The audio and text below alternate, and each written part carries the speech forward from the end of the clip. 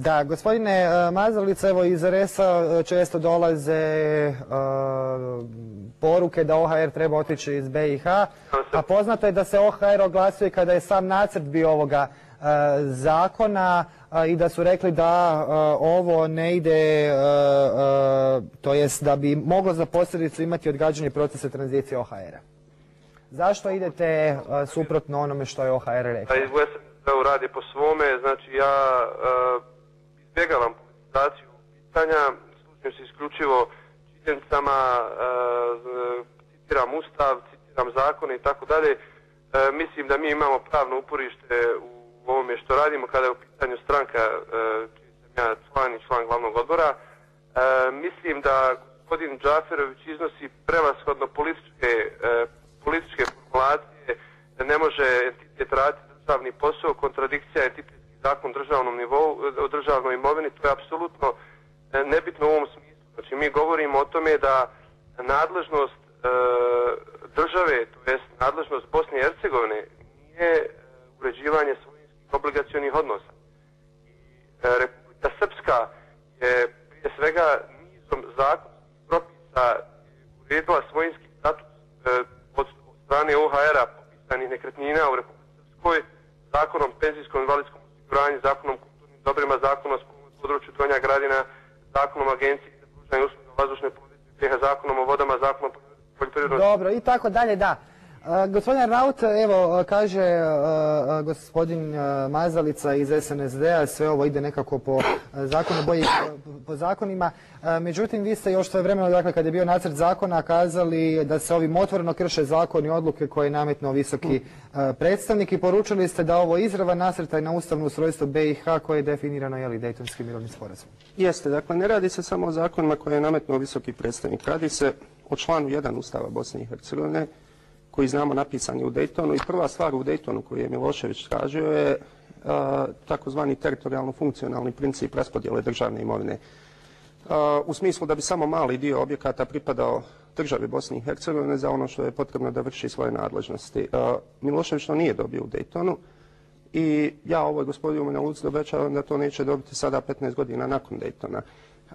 Mi imamo pravosnažnu presudu Suda Bosne i Hercegovine u slučaju u kojem je država tužila federaciju, zgrada u Sarajevu, Danijela Ozme, broj 8, u kojem sud Bosne i Hercegovine jasno kaže da član 1 Ustava koji govori o kontinuitetu države Bosne i Hercegovine precizira, odnosno znači da taj kontinuitet aplicira i na vlasništvo. Gospodin Mazalica govori o zakonu o obligacionim odnosima. To nema nikakve veze sa vlasništvom. Dakle, ako je nešto privatno vlasništvo, Republika Srpska ne može mijenjati to privatno vlasništvo, osim jeli ukoliko je slučaj eksproprijacije. U ovom slučaju ovo identično tome. Država Bosna i Hercegovina je pravna nasljednica, ima kontinuitet. Od SRB, HRB, SFRJ, svih njihovih institucija. Kao takva, ona ostaje vlasnik sve imovine koja je pripadala tim njenim prethodnicama. Također imamo sporazum o sukcesiji, koji jednako aplicira na Bosnu i Hercegovinu i sve druge države nasljednice SFRJ, koji također kaže da sva imovina, vlasništvo bivše SFRJ i njenih organa i institucija pripada državama na čijoj se teritoriji nalazi. Dakle, jedna od tih država je Bosna i Hercegovina. Ja se ne bi previše oslanjao na međunarodnu zajednicu. OHR, ukoliko ovo ne uradi, ukoliko ne stavi ovaj zakon van snage, za koji ja sam siguran da će ga oni usvojiti, ne znam zašto je gospodin Džaferović toliki optimista da neće kad su ih i oni naveli na usvajanje ovog zakona, ali ukoliko OHR ne poništi taj zakon, OHR će pokazati još veću impotentnost nego koju sada ima.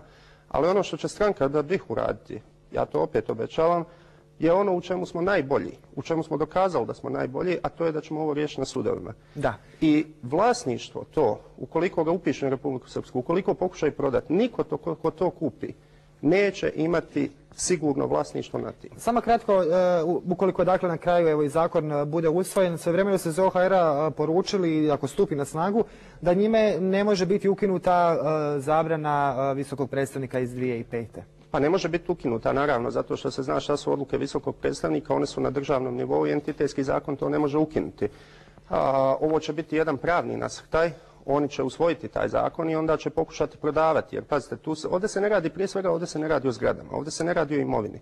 Ovdje se radi o državi Bosni. Ne, ovdje se radi o parama. Da. Pazite, ovdje se radi o novcima. Ali prije svega Ali ovdje se radi o jednom ogromnoj količini novca. Znači i državi i entitetima je potrebno jako malo za obavljanje njihovih nadležnosti. Ovdje se radi o tome ko će ovo prodati i ko će napuniti svoje kofere i hoće li jedna etnoteritorijalna elita vladati u Republici Srpskoj idući 10 godina kao što su vladali na osnovu novca koji su zaradili od identitetske privatizacije, ili će to biti na državnom nivou gdje ne možete tako lako se baviti korupcijom jer sva tri naroda učestvuju u raspodjelu tog novca. Mislim da ipak ovdje po meni nekako veće pitanje to opet omalovažavanja Bosne i Hercegovine prije svega.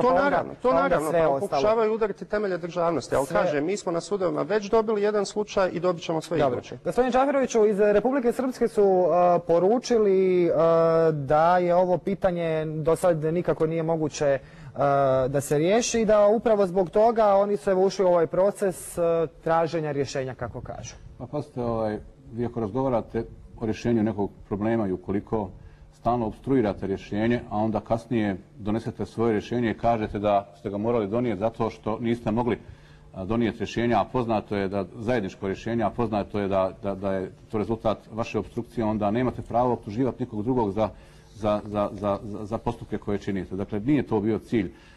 Cilj Republike Srpske je da uradi ovo što uradi, da donese ovaj zakon, ali ja sam rekao da on ne može proizvesti posljedice.